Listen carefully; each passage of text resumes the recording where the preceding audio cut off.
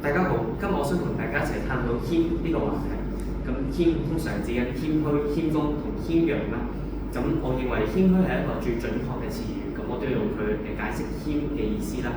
咁謙主要為兩個態度，就係對自我同埋對他人啦。咁由自我開始，就係一個清晰同客觀嘅態度，就係唔係自卑而係自知，因為自卑係低估自己嘅價值，而謙虛係好準確地評估到自己。係以一個客觀層面見到自己嘅優點同成就，亦都坦然承認自己嘅局限同無知，亦都有當中嘅內在嘅衝勁。因為真正嘅謙虛係源自於內在嘅自信同豐富。一個內心空虛嘅人係需要炫耀去獲得肯定，而一個內心充盈嘅人，因為知道自己嘅價值，所以就唔需要獲得人哋嘅認可啦。咁第二就係對他人嘅態度啦。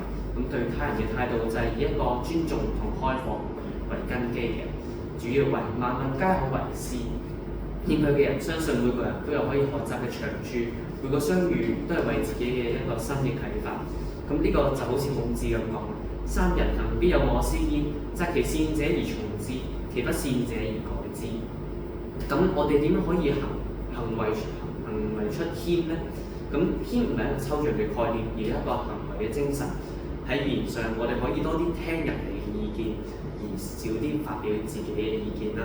但唔係話自己唔發表，而係以一個真誠嘅態度去聽人哋嘅意見，而唔隨意打斷。咁喺行為上，我哋都可以多啲主動請教啦。咁喺三人行之內我師焉，我哋知道每個人都有自己應該以自己嘅長處，而我哋都可以喺佢身上學習。咁我哋可以向唔同領域、唔同階級嘅人虛心求教，而唔會因為人哋係權貴或者人哋學識好多而相信，而係以一個開放嘅態度去接受唔同嘅意見啦。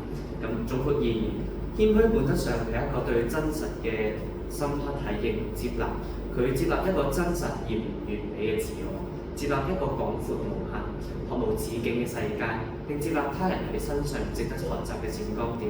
佢係一種強大嘅內在力量，令到人可以從自我中心嘅狹小牢籠入面解放出嚟，從而更加開放、更加平和、更加智慧嘅態度去面對人生，實現持續嘅成長同心靈嘅真正自由。咁呢啲就係我嘅分享，多謝大家。